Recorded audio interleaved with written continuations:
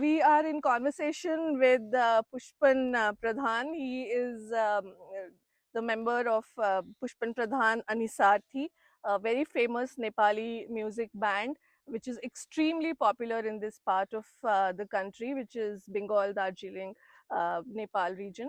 And during the Kholedai festival, we have ourselves seen the mass following that he has, the immediate connect that he forms with people. He is a rage, he is loved by his listeners, and he is adored actually. So we'll have Pushpan tell us more about his work, about his journey.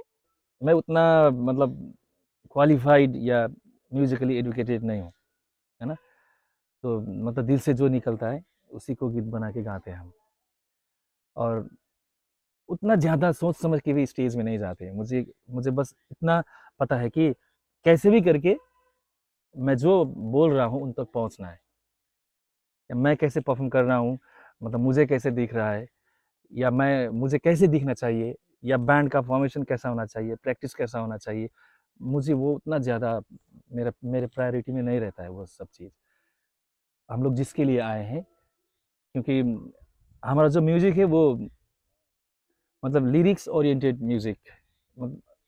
हम लोग गाँव के बारे में, हमारे जनजीवन के बारे में, संस्कृति, परंपरा, ये जो भी है, ये इन सब चीज़ के बारे में हम बात करते हैं। जो एकदम श्रमजीवी है, जैसे चाय मज़दूर, है ना? और सिनकोना प्लांटेशन का मज़दूर वगैरह, जो भी है, एकदम श्रमजीवी के लिए गाना गाते हैं हम लोग। तो वो म्यूज़िकली हम थोड़ा ईज़ी वे से लेकर आ रहे हैं, लेकिन जो हम बोल रहे हैं, जो गाने चाह रहे हैं, जो बताना चाह रहे हैं, वो उन तक पहुँचना ही चाहिए जैसे भी करके। चाहे मैं इंडिविजुअल उनके पास जाकर उनको बोलूँ, या तो कैसे भी करके बोलूँ, लेकिन उन तक पहुँचना चाहिए। अगर वो उन तक पहुँच नहीं पाया तो वो हमारे लिए वो हम फेल हो गए, मुझे ऐसा लगता है। आप हो इस जगह पर, उसका अर्थ होना चाहिए। ये पर्पज़ से हम लोग म्यूज़िक करते हैं। और खुलेदाई में भी हमारा प्रेजेंटेशन इसी के लिए ही हुआ। अब ऐसा इवेंट हो रहा है गाँव में, ये आस्ते-आस्ते पीछे जाकर एक एसेट बनेगा खुलेदाई, सब एक गोरखा कम्युनिटी के लिए।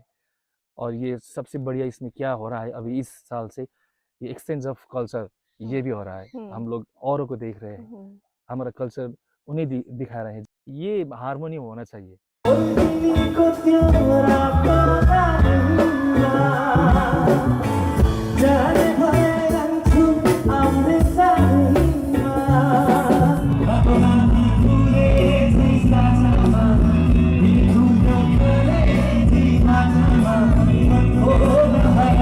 तो ये जो परफॉर्मेंस हमने आपका देखा, ये तो we are at a village called Paringtar near Kalimpong.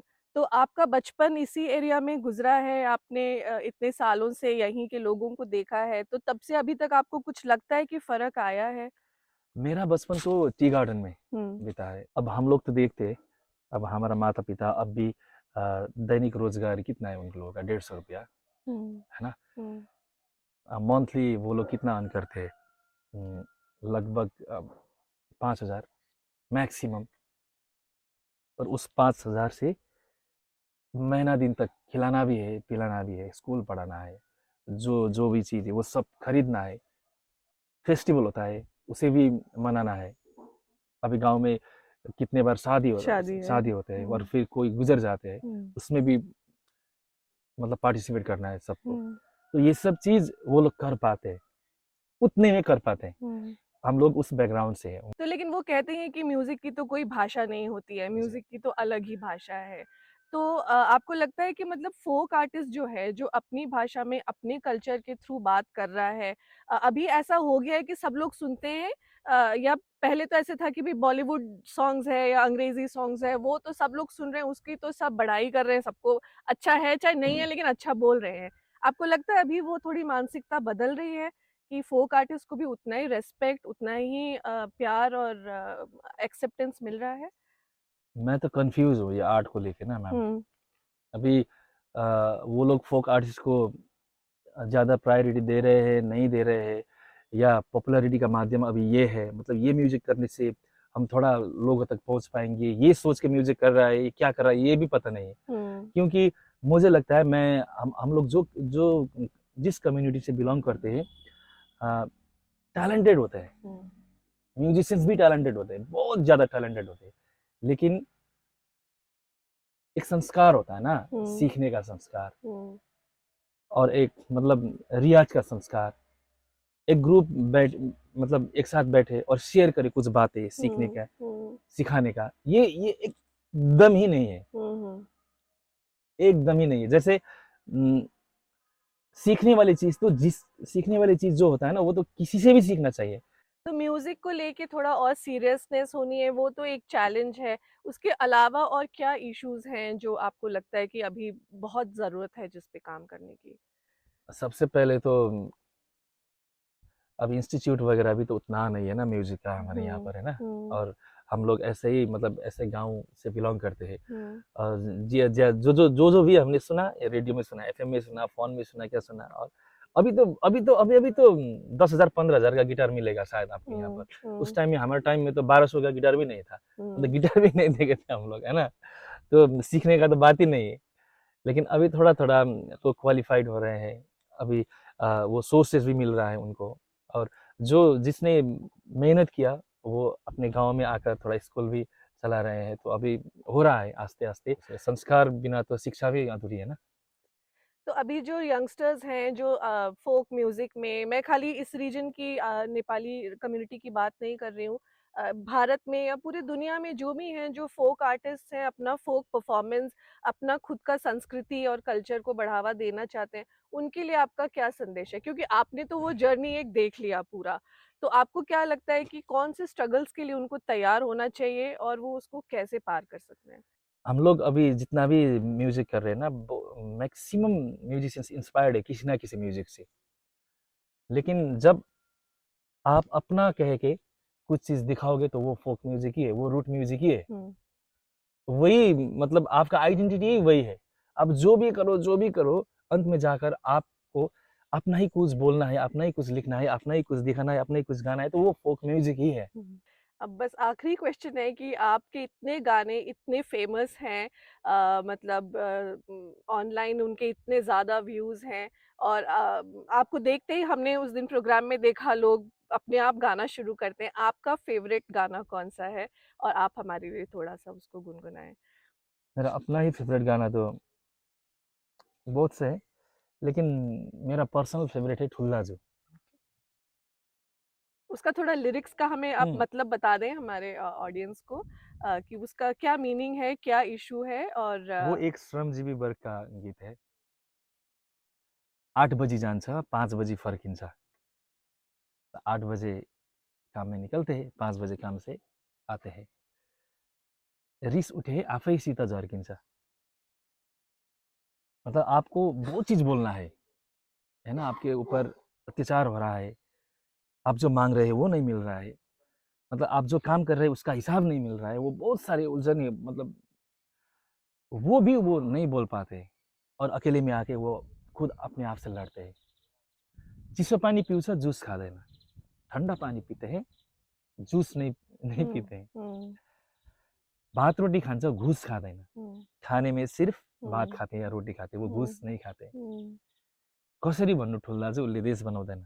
ये ठुल दाजु जो है ये समाज के उन लोग हैं जो मानते हैं कि वो लोग ही सिर्फ देश बनाते हैं। हम्म जैसे पूंजीपति लोग, हम्म बड़े-बड़े मिनिस्टर, पॉलिटिशियन, हम्म उन लोगों को पूछ रहे हैं, अब हम्म बोलो, हम्म कैसे ये लोग जो 100% ईमान अपने देश के लिए, अपने काम के लिए देते हैं, जो खून पसीना से एकदम ईमान होकर मतलब वो लोग काम करते हैं, जिसने भात रोटी के सिवाय घूस के रूप में 1 रुपया भी नहीं खाया। अब बोलो देश आप लोग बनाते हो या ये बनाते हैं?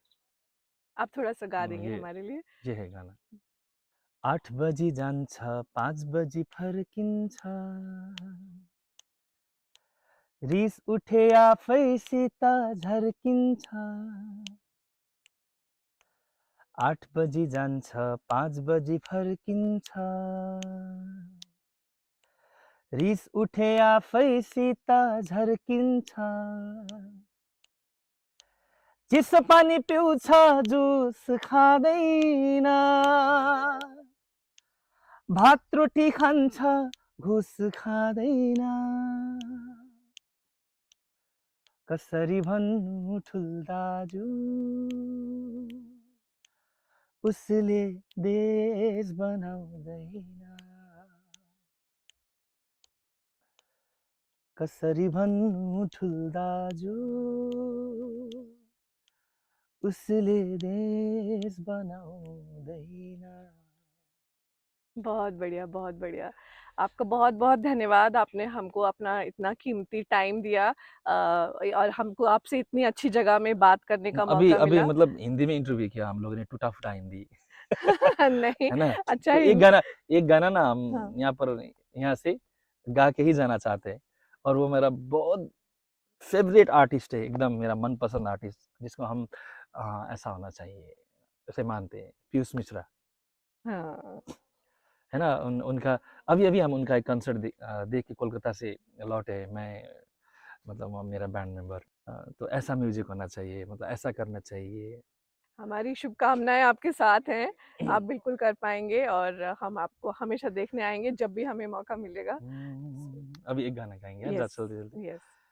एक बगल में चाँद होगा, एक बगल में रोटियाँ, एक बगल में नींद होगी, एक बगल में लोरियाँ। हम चाँद पे हम चाँद पे रोटी की चादर डाल के सो जाएंगे और नींद से कह देंगे लोरी कल सुनाने आएंगे और नींद से कह देंगे लोरी कल सुनाने सपना हरा